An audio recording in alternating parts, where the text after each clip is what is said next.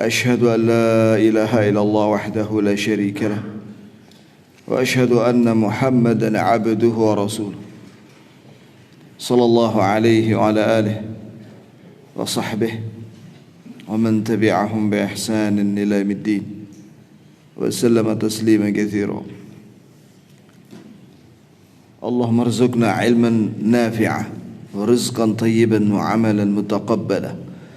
اللهم ارزقنا علما لا ينسى. اللهم انفعنا بما علمتنا وعلمنا ما ينفعنا وزدنا علما.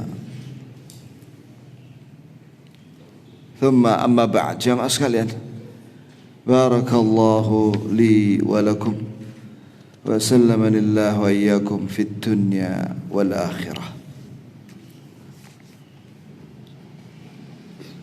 Kita lanjutkan kajian kitab sifat salat Nabi sallallahu alaihi wasallam. Ka'annaka taraha min at-takbiri ila at-taslim. Ka'annaka taraha. Itu sifat salat Nabi sallallahu alaihi wasallam dari takbir sampai salam seolah-olah engkau melihatnya. Yang ditulis oleh Syekh Muhammad Nasruddin Al-Albani rahimahullahu taala. Sekarang bab ditulis judulnya di sini oleh penulis ma yaqta'us salat. Hal-hal yang memutuskan salat. Maksudnya di sini dalam catatan kaki penulis rahimahullah menyatakan al-butlan.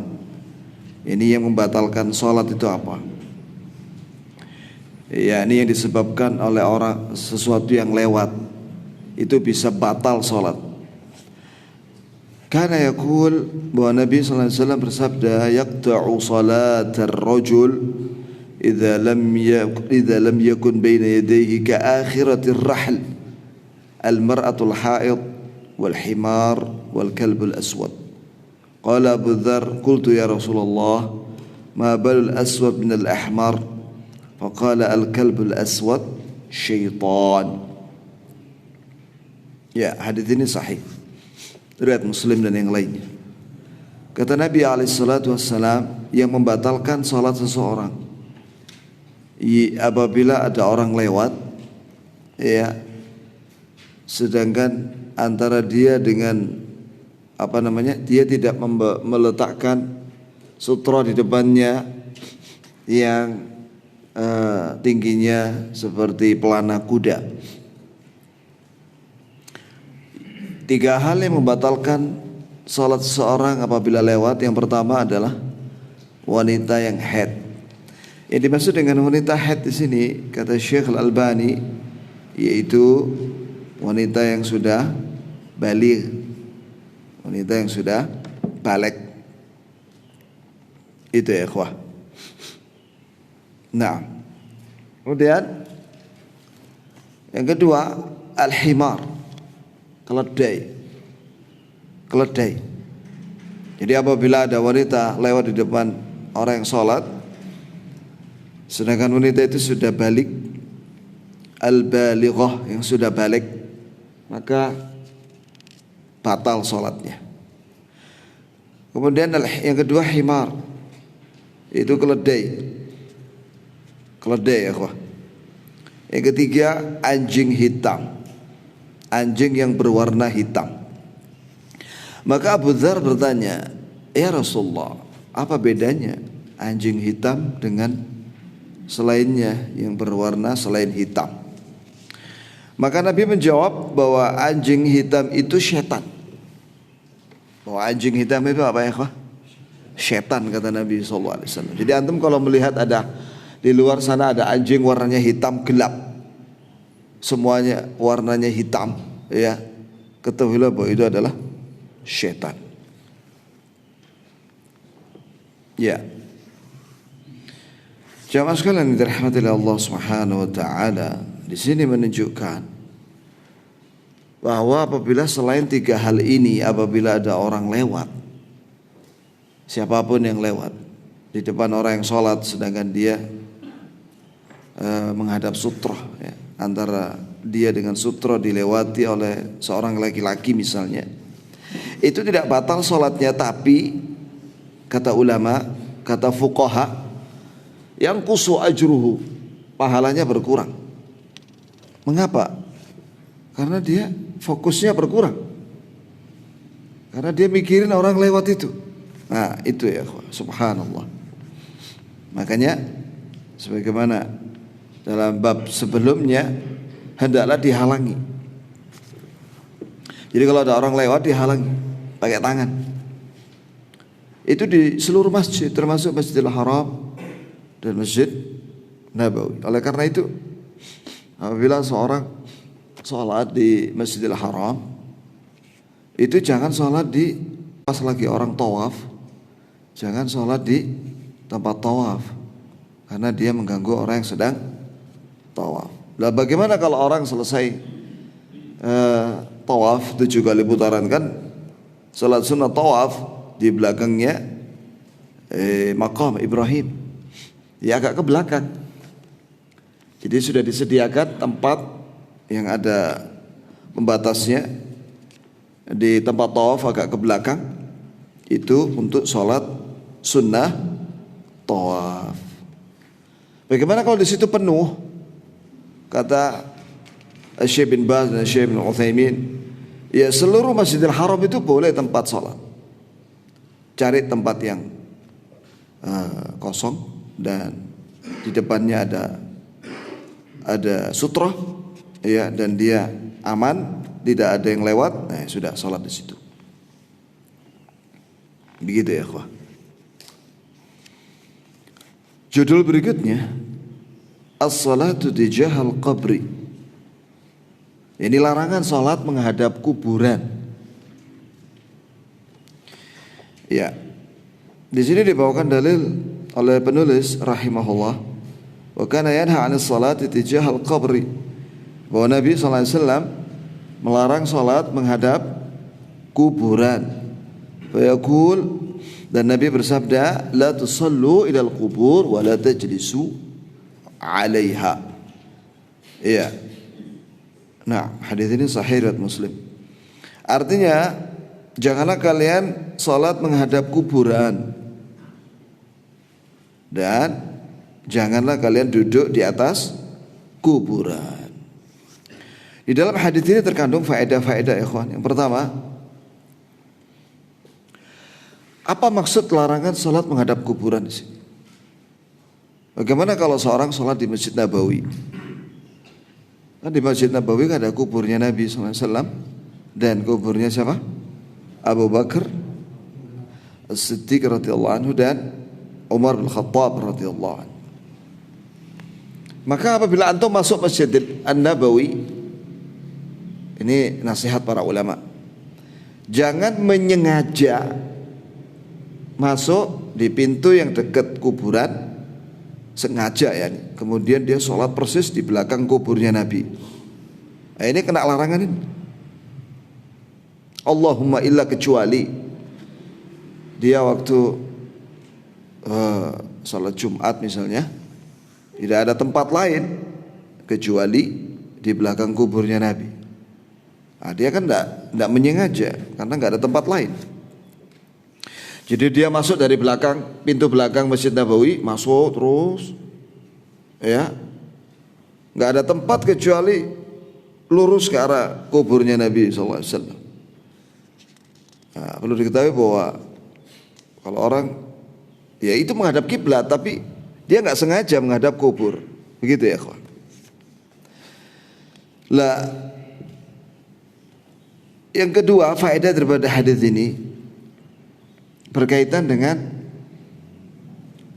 hadis Nabi sallallahu alaihi wasallam, la'anallahu al-yahud ittakhadhu qubur anbiya'ihim masajid. Allah melaknat Yahudi, dalam satu riwayat, wan Nasara. Kenapa? Mereka menjadikan kuburan para nabi mereka, wa fi riwayat wa salihihim, dan orang-orang saleh mereka, kuburan orang saleh mereka sebagai masjid. Di sini maksudnya ada dua larangan. Yang pertama, membangun masjid di atas kuburan atau di komplek pemakaman atau kuburan. Itu ya, ikhwah. Dilaknat oleh Allah ala lisani Rasulillah, menurut lisan Rasulullah sallallahu alaihi wasallam. Yang kedua, larangan salat 5 waktu di kuburan walaupun tidak ada masjid di situ.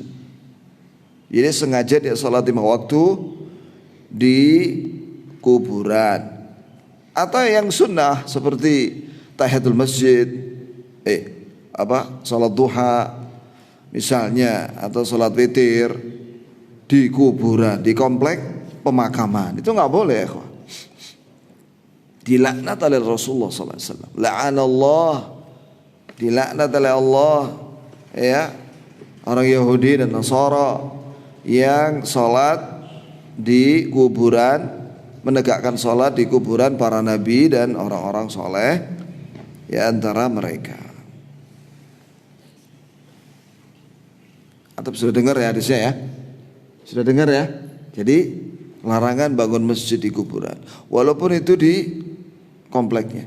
Bagaimana kalau masjid kita dapati ada kuburan, ya ini selain Masjid Nabawi? Kata Syekh Muhammad bin Shalih Al-Utsaimin, di sini ada pembahasan yang pertama, yaitu ada orang sengaja meletakkan mayat di komplek masjid, baik itu di dalam atau di halaman masjid, depan, belakang, kanan, kiri. Maka yang seperti ini tidak boleh apa?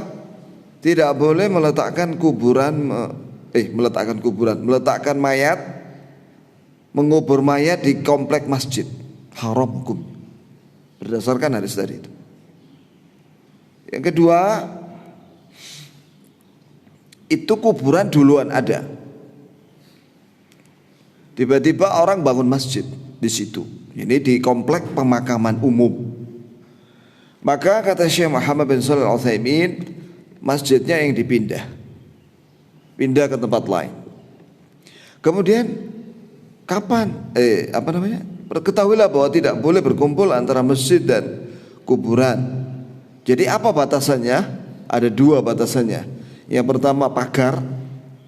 Jadi misalnya ada orang bangun masjid dekat dengan pemakaman, ya, kebetulan arah kiblatnya mengarah ke kuburan atau tidak, maka harus ada 2 syarat. Yang pertama ada pagar komplek masjid itu. Yang kedua itu pagar masjid dan pagar kuburan. Yang kedua dibatasi dengan jalan. Jadi ada 2 pagar, pagarnya masjid, pagarnya kuburan. Kemudian di antara 2 pagar itu ada jalan yang menunjukkan bahwa masjid itu, komplek masjid itu di luar komplek pemakaman.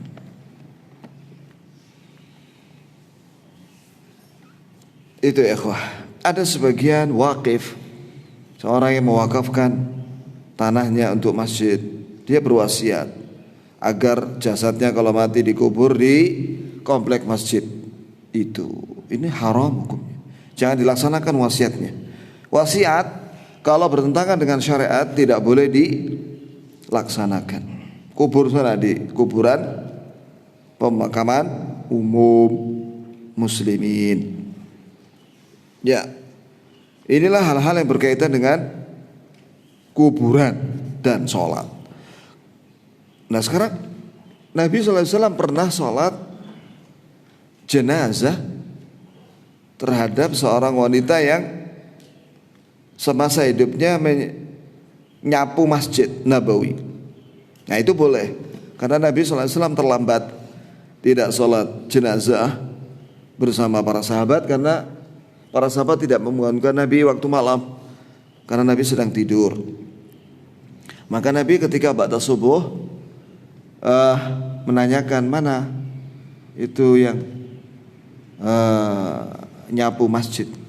Oh meninggal ya Rasulullah tadi malam, tunjukkan aku kuburnya. Maka Nabi sholat jenazah di ini di kuburan ini, wanita ini. Ya.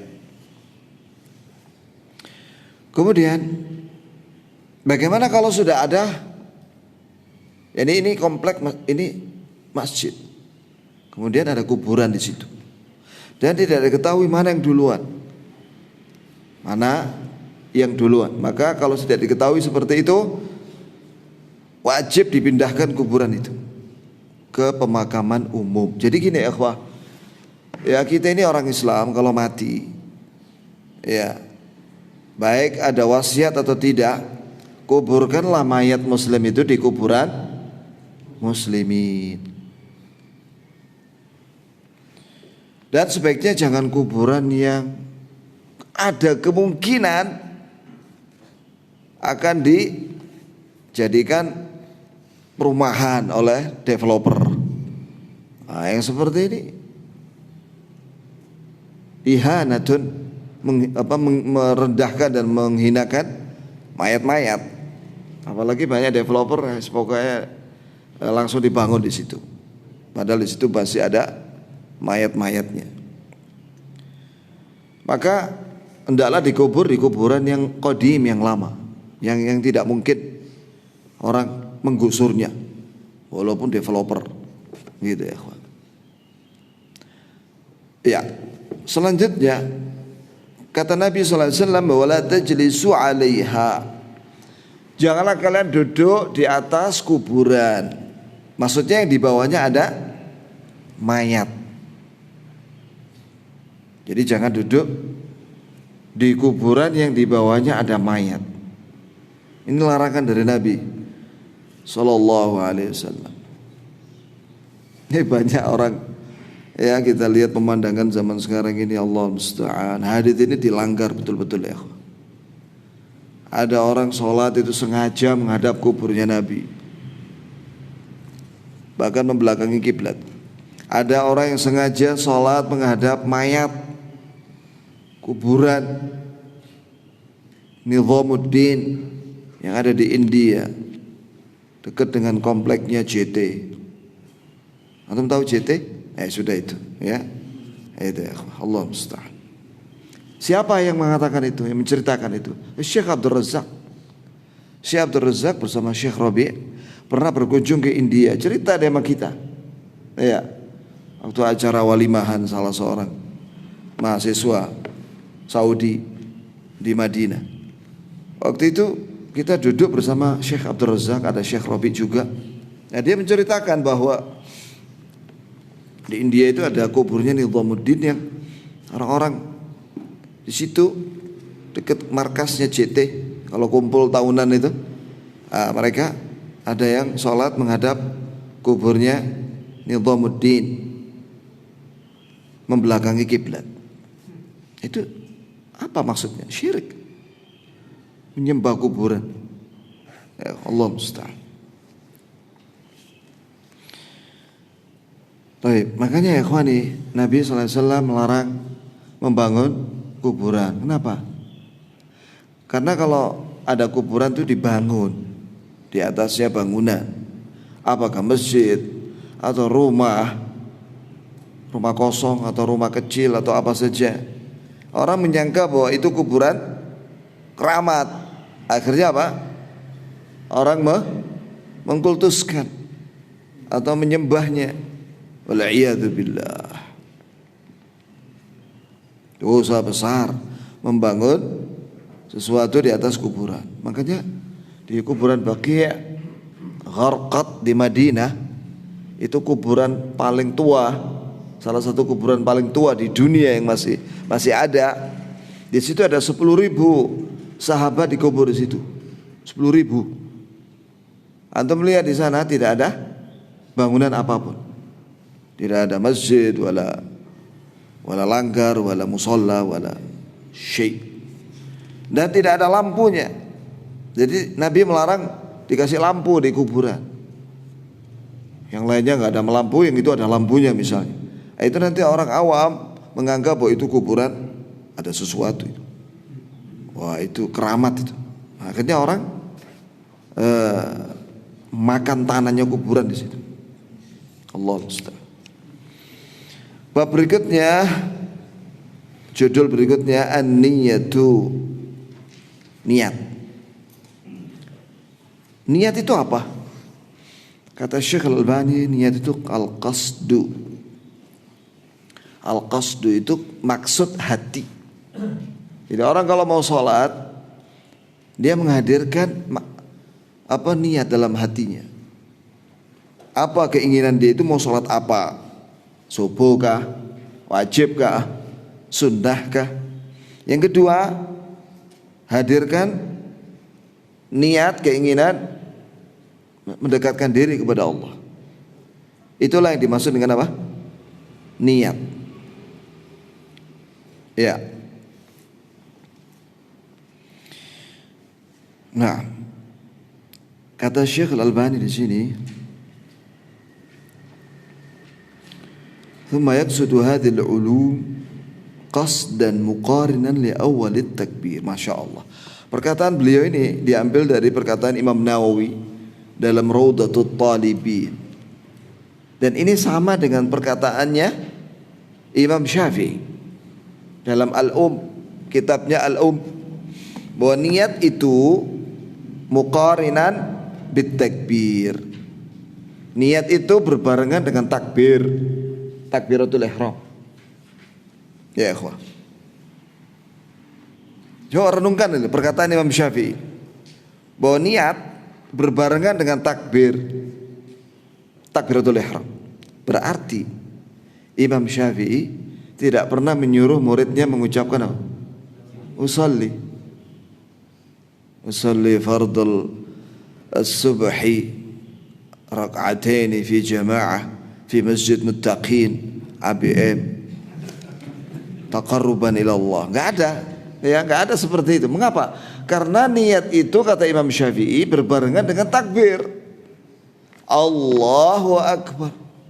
Bareng ada niat dalam hati. Makanya antum kalau baca kitabnya Imam Syafi'i dan murid-muridnya, ya, termasuk Imam Nawawi, tidak ada melafadzkan niat. Tidak ada. Lalu siapa yang mengawali melafadzkan niat itu, melafadzkan niat dalam sholat dan lainnya? Ada, saya baca buku, ada seorang ulama dari Aceh, itu siapa namanya? Dia memberitakan bahwa yang pertama kali menyuruh usolli dan nawaitu itu Syafi'iyah mutaakhirin, orang-orang Syafi'iyah belakangan. Tapi nggak pakai dalil. Nggak ada dalilnya. Lalu sedangkan kita itu beribadah harus ada dalil, ada perintah. Haram kita melaksanakan suatu ibadah apabila tidak ada contoh dari Nabi dan Nabi SAW dan para sahabat. Jelas ya, Pak? Dan juga kalau orang harus menghafal lafadz niat usolli, berapa lafadz niat yang harus dia hafal itu? Orang awam jangankan menghafal lafadz niat, surat aja qul hu aja yang dihafal. Ini bayangkan ada sholat wajib dengan 5 macam, zuhur, asar, maghrib, isya, subuh. Kemudian ada sholat sunnah, qobliyah dan ba'diyah. Ada sholat duha, ada sholat tahiyatul masjid, ada sholat gerhana bulan dan matahari, ada salat Id, Fitri, Adha. Apa dia hafal masing-masing lafadz niat itu? Ya, itu ya, Allah musta'an. Islam akhirnya jadi sulit, dipersulit sama mereka. Makanya ada seorang imam yang senantiasa baca usolli itu di Jakarta, di masjid Dewan Dakwah waktu itu. Imamnya haula. Nah, terus saya makmum. Dia baca usolli. Ya, waktu itu sholat duhur kalau nggak salah. Kemudian takbir dia, Allahu Akbar. Kita takbir, Allahu Akbar. Setelah itu dia usolli. Lalu mengulangi lagi usollinya. Ragu dia. Yalah, kita gimana makmum ini? Yang bingung itu makmum ini. Ya kan? Bikin bingung umat sudah. mengulang-ulang sholli. Itu ya. Tapi kana sallallahu alaihi wasallam yaqul, wa Nabi sallallahu alaihi wasallam bersabda, innamal a'malu binniyat. Sesungguhnya amalan-amalan itu dibarengi dengan keinginan-keinginan, niat-niat yang berbeda-beda. Ada yang ikhlas, ada yang tidak. Wa innamal likulli imri'in ma nawa. Sesungguhnya setiap orang akan mendapatkan sesuai dengan yang dia niatkan. Seorang akan mendapatkan sesuai dengan apa yang dia niatkan. Kalimat innama di sini yufidul hasr. Innama likulli imri'in ma nawa. Setelah itu Nabi memberikan contoh tentang hijrah. Hijrah yang benar itu karena Allah dan mengikuti syariat Rasulullah SAW. Itulah yang diterima oleh Allah Subhanahu wa ta'ala. Begitu pula salat, ya, dan ibadah semuanya itu harus apa? Niatnya karena mendekatkan diri kepada Allah Subhanahu wa ta'ala. Dan juga karena ada hadis lain sebagaimana yang disebutkan oleh Imam Al-Mundhiri dalam Sahih Targhib wa Tarhib yang ditahqiq oleh Syekh Al-Albani rahimahumullah, bahwasanya riya itu haram. Dan riya lawan daripada ikhlas itu batal, tidak diterima salatnya oleh Allah dan ibadahnya. Disebutkan di situ ada hadis Nabi sallallahu alaihi wasallam, ya, man ra'a ra'allahu bihi wa man samma Allahu bihi yaumal qiyamah.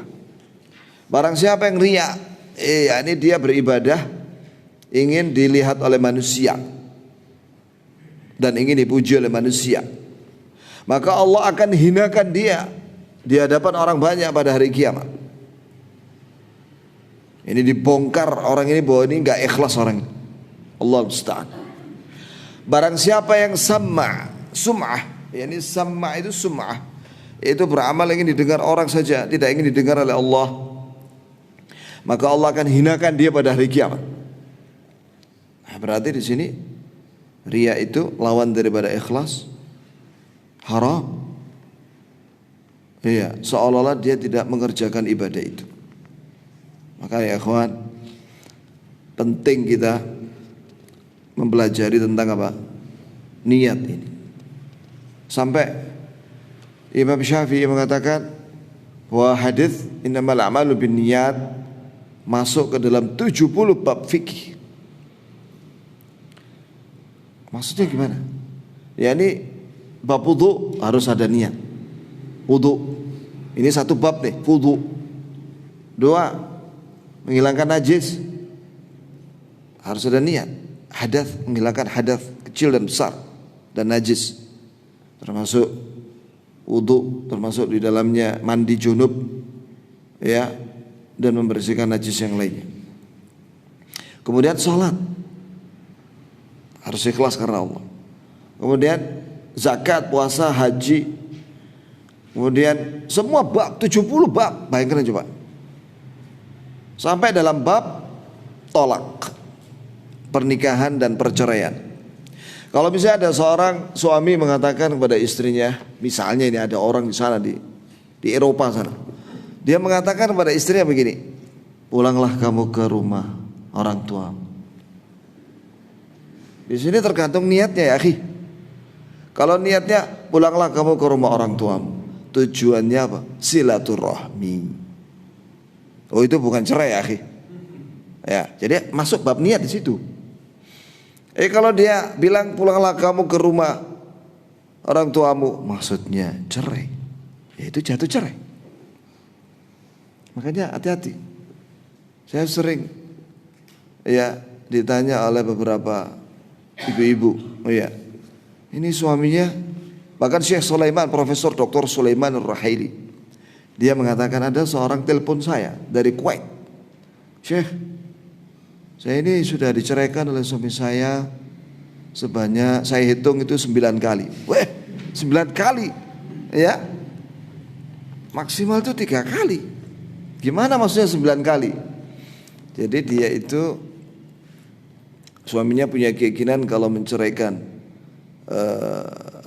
sekali, maka untuk yang kedua dan seterusnya itu tidak sampai bain, jadi cuma masih raj'i, selama niatnya raj'i, masih bisa rujuk maksudnya. Tapi 9 kali dia cerai. Kata Syekh, kamu sudah haram bagi suami. Karena maksimal berapa? 3 kali. 3 kali udah bain, udah tidak bisa rujuk. Begitu ya. Jadi seorang suami jangan gampang mengatakan cerai kepada istrinya. Jangan gampang. Sebab dia akan menyesal. Kenapa menyesal? Ya karena kalau sudah sampai 3 kali haram hukumnya. Akhirnya istrinya dipek orang lain. Maksudnya kalau sudah selesai masa nifasnya, masa iddah maksud saya, ya, maka akan dinikahi orang lain. Sedangkan dia masih cinta sama istrinya. Itu ya ikhwan. Allah musta'an. Maka penting seorang yang belum menikah atau mau menikah dan yang sudah menikah belajar fikih pernikahan dan perceraian. Baik, selanjutnya mana ini? Bab mana kita?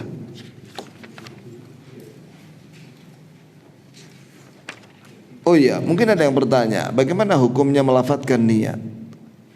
Syekh Al-Albani dalam fatwanya bid'ah. Begitu pula Syekh Ibn Utsaimin. Karena tidak pernah dilakukan oleh Nabi dan para sahabatnya. Bid'ah itu apa sih, ikhwan? Bid'ah itu gampangnya dia bukan sunnah. Karena Nabi tidak pernah menyuruh. Orang lain mengamalkan padahal tidak ada perintah. Nah itu bid'ah maksudnya. Makanya banyak ulama usul fiqh mengatakan al bid'atu diddus sunnah. Bahwa bid'ah itu lawan daripada sunnah. Kalau sunnah itu dari Nabi alaihissalatu wassalam, qaulan wa fi'la, baik ucapan maupun perbuatan Nabi.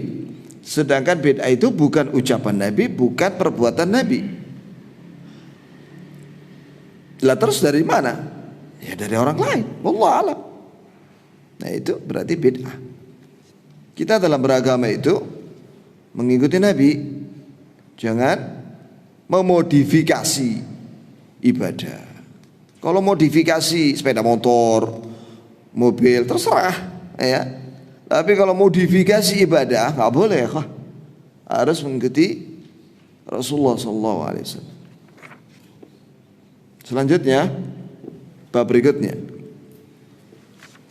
atau judul berikutnya at-takbir. Takbir di sini maksudnya takbiratul ihram. Iya. Maka Nabi sallallahu alaihi wasallam istaftihu as-salata biqauli Allahu akbar. Setelah itu Nabi sallallahu alaihi wasallam membuka salatnya itu dengan ucapan Allahu akbar. Itu sahih riwayat Muslim dan yang lain. Ya, jadi kalimat yastaftih itu ada dalam lafaz hadis. Lafaz hadis itu yastaftihu. Nabi membuka salat dengan apa? Kata sahabat, dengan apa? Dengan takbir Allahu akbar. Jadi tidak ada sahabat mengatakan bahwa Nabi membuka salat dengan lafaz kalimat nawaitu an usalli atau usalli fardan atau naflan atau yang lain. Nah ini dia. Kata Syekh Albani bahwa ini bid'ah. Melafadzkan niat itu bid'ah. Nah sekarang bid'ah itu memangnya ada yang baik? Jawabannya Nabi menjawab kullu bid'atin dhalalah wa kullu dhalalatin finnar. Bahwa Nabi sallallahu alaihi wasallam menyatakan semua lafaz kullu, ya kullu itu apa artinya? Semua. Kalau dalam ilmu usul fiqh wa kullu itu min alfadhil umum. Termasuk lafaz umum. Artinya semua. Dan Nabi tidak mengecualikan. Jadi Nabi tidak mengatakan begini, kullu bid'ah dhalalah illa nawaitu misalnya. Nggak ada ya kalimat illah. Nabi tidak mengkecualikan. Berarti semua bid'ah itu dhalalah. Wa kullu dhalalatin finnar, dan semua yang sesat itu tempatnya di neraka. Ini ancaman. Nabi mengancam pelaku bid'ah. Yang namanya ancaman itu dalam bahasa Arab wa'id. Wa'id itu pada hari kiamat, ancaman terhadap pelaku dosa dengan neraka itu ada dua pada hari kiamat kondisinya. Bisa jadi dia diampuni kalau dia barangkali tobat dia di akhir hayatnya. Wa illa masuk neraka dia. Dibersihkan dosa-dosanya di neraka, kemudian dikeluarkan dari api neraka kalau dia muslim, masih muslim. Sebab ada juga bid'ah yang mukaffirah, ada bid'ah yang membuat dia keluar dari Islam, seperti bid'ahnya Jahmiyah, bid'ahnya Qadariyah, seperti bid'ahnya Ahmadiyah, Nusairiyah, Ismailiyah, dan beberapa kelompok yang disebut oleh para ulama melakukan bid'ah keluar dari agama Islam. Nah, kalau itu ya kekal. Kemudian jamaah sekalian, Nabi SAW mengawali dengan apa? Allahu Akbar. Tidak ada juga Nabi mengawali dengan bacaan Qul a'udzu birabbin nas. Ada sebagian imam kalau mau mimpin sholat baca an-nas. A'udzubillahi minasyaitonir rajim. Bismillahirrahmanirrahim. Qul a'udzu birabbin nas, malikin nas, ilahin nas, min syarril waswasil khannas. Ngapain nanti baca an-nas? Bacalah surat an-nas itu setelah Al-Fatihah nanti ketika sholat, bukan sebelum takbiratul ihram. Wa amar bidzalikal musii salatahu, dan Nabi menyuruh kepada orang yang buruk salatnya. Maksudnya sahabat yang salatnya cepat waktu itu di hadapan Nabi sallallahu alaihi wasallam, ya, sebagaimana yang sudah disebutkan hadisnya, yaitu Nabi menyatakan idza qumta ila salati fa asbighul wudu thumma istaqbilil qiblah fakabbir. Nabi menyatakan jika Anda mau salat, wudulah dengan sempurna, kemudian hadapkanlah wajahmu ke arah kiblat, kemudian takbirlah. Takbirlah. Jadi ucapan pertama orang yang sholat Allahu Akbar, bukan usalli, bukan nawaitu, bukan pula baca Al-Falaq dan An-Nas atau Kulhu dan yang lainnya. Wa qala lahu, dan Nabi bersabda kepada dia, innahu la tatimmu salatun li ahadin minan nas hatta yatawadda'a fa yada'ul wudu' mawadi'ah thumma yaqul Allahu Akbar. Sesungguhnya tidak sempurna salat seorang di antara manusia, yakni muslim, sampai dia berwudu, kemudian dia membasahi setiap anggota badannya ketika wudu yang disyariatkan. Kemudian Nabi bersabda, kemudian orang itu mengucapkan Allahu Akbar.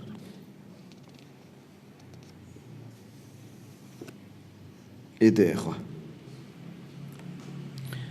Wa kana yaqul, dan adalah Nabi bersabda sallallahu alaihi wasallam, iftahus salatit tuhur,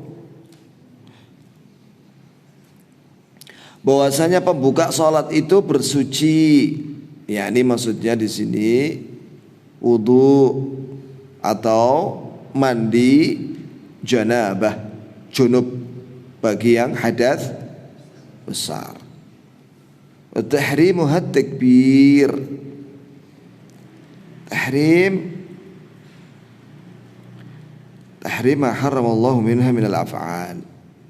Maksudnya di sini tahrimuha, kalau kata Syekh Al-Albani, itu apa yang diharamkan Allah dari perbuatan.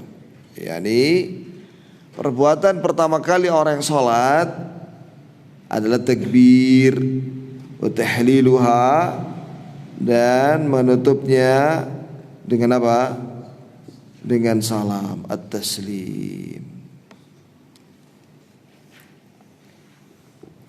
Wa kana yarfa'u sawtahu bitakbir, Dan Nabi SAW kalau mimpin sholat berjamaah itu mengeraskan suaranya ketika takbiratul ihram. Allahu Akbar. Iya, kenapa? Supaya didengar oleh makmum. Pelan-pelan ya akhi, ada sebagian imam jamaahnya banyak, masjidnya besar, mic-nya gak keras suaranya, takbirnya pelan. Allah Akbar. Gak kedengaran, hatta shaf kedua gak kedengaran. Nah, bagaimana solusinya? Nah, nanti lihat ini. Ada solusinya nanti. Wa kana idza marid, ini dia. Apabila dia sakit, Nabi SAW sakit, rafa Abu Bakr sautahu, maka Abu Bakar radhiyallahu anhu mengangkat suaranya takbir, yuballighun nas takbirahu, untuk memberitahu kepada makmum takbirnya Nabi sallallahu alaihi wasallam. Faham ya ikhwah? Itu apabila imam itu suaranya pelan. Yang repot itu suaranya pelan, lah makmumnya nggak ada yang menyampaikan. Akhirnya sholatnya kacau balau. Maka di sini ingatkan, wa illa dikasih mikrofon, keraskan volumenya. Itu ya ikhwah. Nah,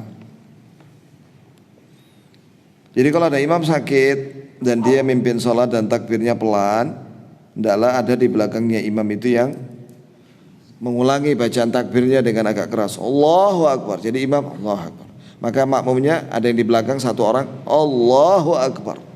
Supaya sak masjid tahu bahwa imam sudah memulai sholat. Wa kana yaqul idza qala al-imam Allahu Akbar faqulu Allahu Akbar. Dan Nabi SAW menyatakan apabila imam mengucapkan Allahu Akbar, barulah kalian mengucapkan Allahu Akbar. Ini jangan mendahului imam dan jangan membarengi bacaan ayat takbirnya imam atau gerakannya imam. Yani jangan mendahului dan jangan menyamai. Lakukanlah semua itu setelah imam. Ini misalnya imam Allahu Akbar, baru kita Allahu Akbar.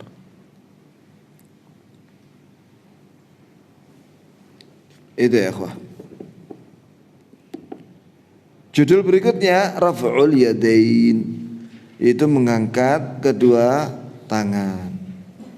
Wa kana yarfa'u yadayhi taratan ma'at takbir. Nah, ini perhatikan ya ikhwah.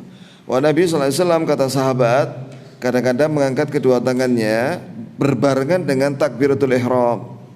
Allahu Akbar. Wa taratan ba'da takbir. Kadang Nabi takbir dulu. Allahu Akbar. Wa taratan qablahu. Kadang-kadang Nabi angkat tangan dulu. Allahu Akbar. Jadi ada 3 macam boleh. Wa kana yarfa'uhuma, ini penting ya ikhwah. Wa kana yarfa'uhuma mamdudatul asabi', la yufarrij bainaha wa la yadummuha. Wa Nabi sallallahu alaihi wasallam ketika mengangkat kedua tangannya itu dengan begini, mamdudatul asabi'. Ini jari-jarinya itu dipanjangkan begini ya. Tidak direnggangkan begini dan tidak digenggam begini. Jadi begini. Allahu Akbar. Kemudian wakana yaj'aluhuma hadwa mankibaih. Bahwa Nabi SAW menjadikan kedua telapak tangannya itu ketika takbiratul ihram persis di hadapan kedua bahunya. Begini ya. Wa rubbama kana yarfa'uhuma hatta yuhadhiya bihima furu' udhunaihi. Kadang lebih tinggi segini. Ya, dekat dengan daun telinganya. segini ya. Kadang segini.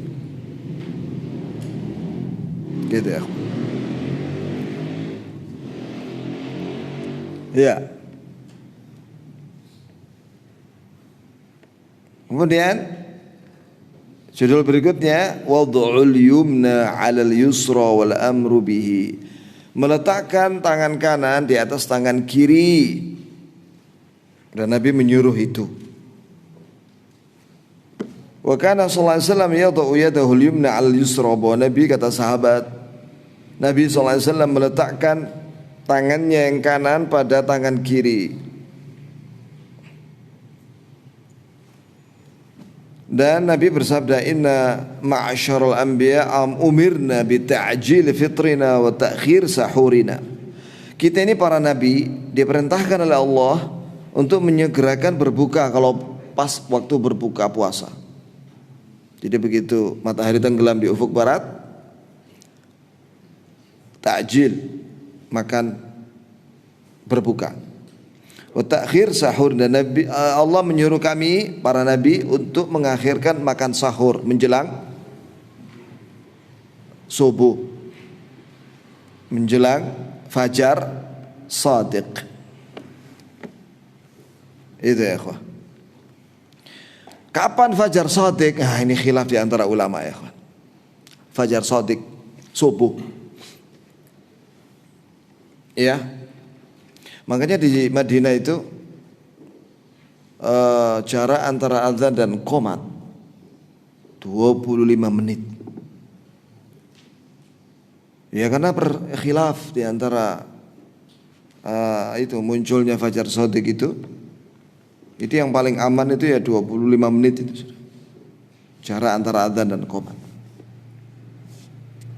Begitu ya ikhwan. Kemudian apalagi yang Allah perintahkan pada para nabi, wa an nad'a aymanana ala syama'ilina fis salat. Oh ya, kalau di sini kan adzannya sudah dimundurin berapa menit ya, akhi? 20 ya sudah, jangan dimundurin lagi 25 menit. Terbit sudah matahari setelah itu. Ya. Cukup bagus sudah di sini. Yakin kalau saya salat di sini tuh yakin udah pasti masuk sudah waktunya. Alhamdulillah, jazakumullah khair. Kayaknya satu-satunya masjid di Malang ini selain Al-Um. Iya. Hah? Oh iya. Oh iya. Bagus. Alhamdulillah. Ada sebagian masjid adzan subuh bahkan sebelum waktunya depak. Wah, ini mau ngapain coba? Masih gelap gitu. Adzan subuh. Belum, bukan adzan pertama, adzan kedua itu. Ya, Allah musta'an. Kawan-kawan kita di Aljazair itu bahkan melihat, dia memantau itu, karena dia ada di daerah pegunungan. Karena kalau di perkotaan kan kadang banyak lampu, ya kan, sehingga sulit untuk melihat munculnya fajar shadiq yang merah di ufuk timur. Ternyata di situ dia lihat azan yang dilakukan oleh para muadzinun, ya, sesuai dengan jadwal azan di Aljazair itu masih gelap. Terus ditunggu-tunggu sampai 25 menit baru muncul itu fajar shadiq. Masya Allah. Ya, ada lagi di daerah lain 20 menit. Di sini 20 menit ya. Ya sudah, bagus. Gitu ya, akhwah. Yang ketiga, wa annadha aymanana ala syama'ilina fis salat. Yang ketiga, Allah menyuruh kami para nabi ini agar meletakkan tangan kanan kami di atas tangan kiri ketika salat. Hadis ini sahih, sanadnya diriwayatkan oleh Ibnu Hibban dan Diya Al-Maqdisi. Coba lihat orang-orang Syiah ya, kawan. Orang Syiah itu kalau salat, wah, itu enggak mengikuti hadis ini. Mereka itu menentang sunnah Nabi. Ya, jadi yang benar salat itu gini ya. Wa marra bi rajulin wa huwa yusalli wa qad wada'a yadahu al-yusra 'ala al-yumna. Bahwa Nabi pernah melihat seorang laki-laki sedang salat. Orang itu ketika berdiri meletakkan tangan kiri di atas tangan kanan. Fantaza'aha. Maka Nabi angkat tangan kirinya itu, wada'al yumna al yusra, kemudian Nabi letakkan tangan kanan orang itu di atas tangan kirinya. Alhamdulillah ala ni'matis sunnah. Ini ya kawan. Yang terakhir. Karena ini sudah 54 menit. Wa kana yadha'ul yumna ala dhahri kafil yusra warruz wal basa'id.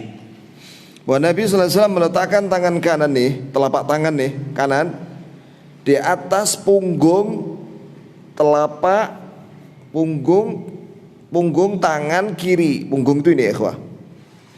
Dan ar-ruzq itu pergelangan tangan kiri. Wasa'id pangkal lengan sini. Jadi begini. Nabi itu kalau sedekap. Jadi telapak tangan kanan diletakkan di 3 tempat. Punggung tangan kanan, telapak tangan kanan, kemudian pergelangan tangan, kemudian pangkal lengan. Wa amar bidzalika ashabahu. Yadha itu meletakkan begini ya. Meletakkan telapak tangan kanan di atas punggung telapak tangan kanan kiri, kemudian pergelangan tangan kiri dan pangkal lengan. Ini arti yadha, meletakkan. Kadang yang kedua, yakbid itu menggenggam. Nah, menggenggam itu begini ya. Jadi ada 2 cara. Gimana ya, akhi? Yang pertama, meletakkan. Iya. Tempelkan di dada. Meletakkan telapak tangan kanan di atas punggung telapak tangan kiri dan pergelangan tangan kiri dan pangkal lengan kiri. Yang kedua, menggenggam. Gimana menggenggam? Begini menggenggam. Gitu ya, kawan. Diletakkan di mana? Wa kana yad'uhu 'ala sadr, dan meletakkannya di atas dada. Sahih di sini diriwayatkan Abu Dawud dan Ibnu Khuzaimah. Dan di sini ada catatan kaki yang sangat bagus ya. Kata Syekh Al-Albani, meletakkan kedua, yakni ketika sedekap itu di atas dada, inilah yang sah dari sunnah Nabi. Adapun yang lainnya, yakni apabila diletakkan di perut, gini ya, perut atau di perut kiri, gini, ya, itu dhaif atau tidak ada sanadnya. Jelas? Jadi meletakkan bersedekap ketika sholat di perut, gandoli perutnya begini ya kawan, atau miring kiri gini, ya, itu nggak ada dalilnya yang sahih, nggak ada dalilnya yang sahih, tidak ada, dhaif atau tidak punya sanad. Ya. Sekarang ini ada sebagian orang sholat begini ya kawan. Allahu Akbar. Ngene dulu, Allahu Akbar. Mana dalilnya Nabi muter-muter tangannya gitu? Nggak ada. Muter-muter gitu. Namanya tari-tarian ente, ya? Nggak ada dalilnya dari Nabi Sallallahu Alaihi Wasallam. Atau miring, Allah. Alah miring ini barang ya, ke depan, ya, menghadap ke arah kiblat.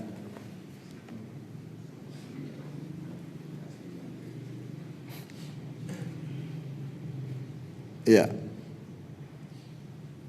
Wa kana yanha 'anil ikhtisar fi shalat. Nabi SAW melarang ikhtisar, yadahu ala khasiratih.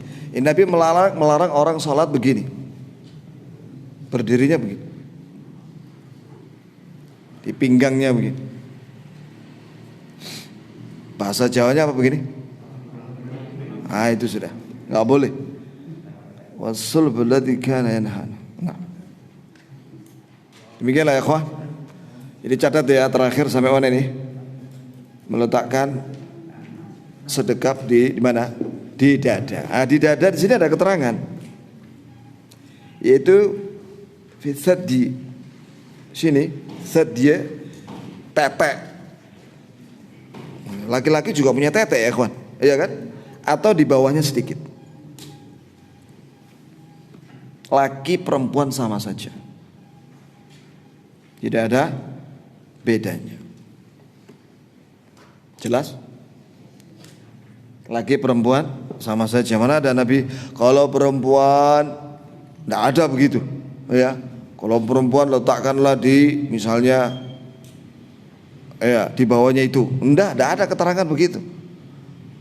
Laki perempuan sama saja, terserah mau di pas dadanya itu atau di bawahnya sedikit. Di sini kalimatnya begini.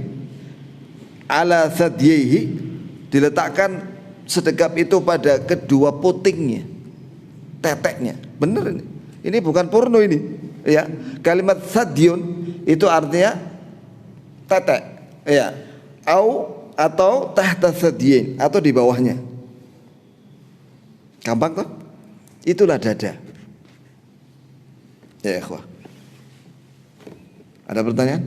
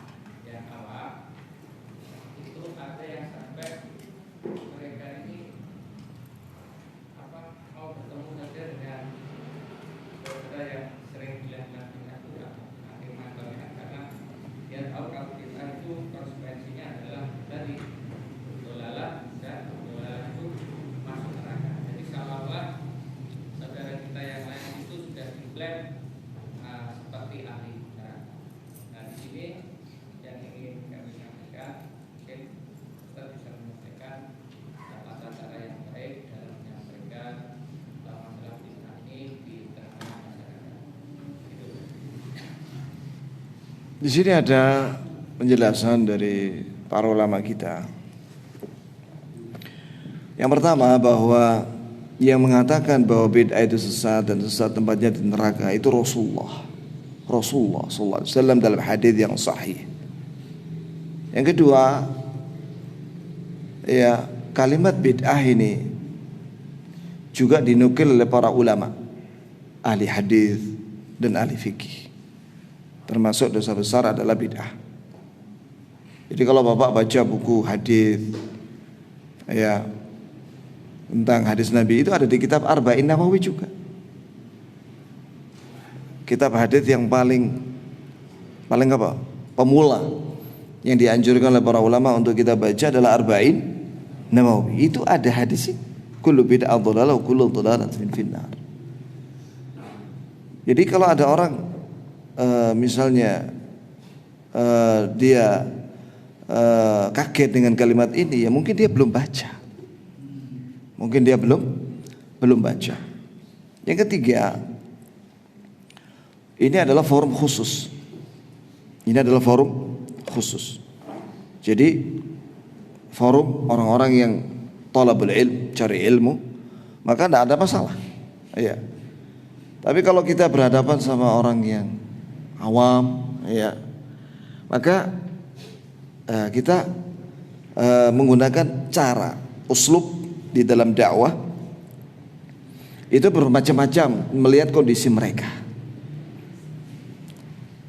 Yaitu misalnya dengan cara ta'liful qulub, menjinakkan hatinya dengan hadiah atau dengan bakti sosial, ya, atau pelan-pelan bertahap, ya, dengan apa yang Ya ini kasih hadiah apa misalnya, kalau perempuan dikasih jilbab, kayak di Malang Selatan itu. Awalnya kalau ada melihat orang pakai jilbab besar itu marah dia. Terus diundang, ada bagi-bagi makanan, sembako sambil dikasih jilbab. Ya, mau tak mau dia terima. Sambil dikasih pengajian. Lama-lama dia mau pakai jilbab besar. Ya itu ya kawan. Jadi ada uslubnya Pak. Jadi tidak kaku, ada prosesnya. Jadi tetap ilmu ini ada dalam kitab-kitab, ya kan? Nah, ada, makanya kata ulama Rabbani itu, kata Ibnu Hajar, ulama Rabbani itu yang mengajari manusia ilmu dari mulai yang rendah, sigharil ilm, ila kibari, sampai yang besar. Memang masalah ini termasuk besar, masalah bid'ah ini besar, masuk bab yang besar. Pertama-tama ya itu tadi yang gampang dulu. Kalau dia nggak ngerti alif ba ta, ya diajari alif ba ta dulu, alif ba ta. Baru setelah itu cara wudhu yang benar, ajari aja gitu. Jangan langsung salah-salahin, tapi tunjukkan yang benar bagaimana. Karena dia yang benar aja nggak tahu deh. Jangan disalah-salahin dulu. Nah, begitulah ya kawan. Jadi itu. Yang berikutnya yang perlu saya jelaskan. Tadi kan saya sampaikan bahwa setiap ada ancaman neraka dari Nabi SAW atau dari Allah Azza wa Jalla dalam Al-Quran, itu namanya wa'id. Wa'id itu tidak mesti orang harus masuk neraka. Wa'id, ancaman itu ada dua kondisinya pada hari kiamat. Bisa jadi dia diampuni karena dia tobat atau sebab lain. Jadi orang yang bid'ah tadi itu kelihatannya oleh manusia dia melakukan bid'ah, itu diampuni pada hari kiamat. Kenapa? Mungkin dia tobat di akhir hayatnya. Orang nggak tahu dia sudah tobat, atau ada sebab lain sehingga diampuni oleh Allah Azza wa Jalla, sehingga dia nggak masuk neraka. Jelas? Sehingga dia langsung masuk surga. Yang kedua, dia disiksa di neraka, dibersihkan dosa-dosanya dengan disiksa, tapi tidak kekal. Kemudian dia keluar dari api neraka dan masuk surga. Jadi di sini pentingnya hikmah dalam berdakwah. Hikmah dalam berdakwah. Jadi bukan langsung nggak tahu medan, nggak tahu kondisi mad'u, kondisi yang didakwai kayak apa. Tidak sama mad'u itu yang didakwai itu tidak sama. Ada yang kayak antum gini, masya Allah tiap hari ngaji. Kalau ini antum sampaikan bab tentang bid'ah sampai satu kitab, terima dia. Tapi ada orang yang baru belajar, sama sekali dia nggak ngerti Islam. Maka yang seperti ini pelan-pelan, bertahap, ya begitu. Begitulah Pak. Ya, mudah-mudahan ini penjelasan. Jadi kan memang ada sebagian dari pendakwah, masya Allah, itu dia ngisi di salah satu masjid miliknya ormas, dan dihadiri oleh tokoh-tokoh ormas. Dia langsung bahas masalah ormas, dituding, waduh, orang itu langsung nggak boleh ngisi lagi sudah. Berarti dia nggak ngerti awlawiyat, prioritas dalam dakwah, prioritas dalam berdakwah. Jadi dalam berdakwah itu ada tahapan-tahapannya, dan melihat orang yang didakwai. Apa yang sangat penting yang harus diketahui oleh orang yang didakwai. Jadi tidak semua masalah disampaikan kepada semua orang. Jelas Pak ya? Ya. Habis sudah waktunya sebenarnya. Gimana panitia? Ayo. Kita akhiri dengan kafaratul majlis. Subhanakallah wa bihamdik, asyhadu an la ilaha illa anta astaghfiruka wa atubu ilaik. Assalamualaikum warahmatullahi wabarakatuh.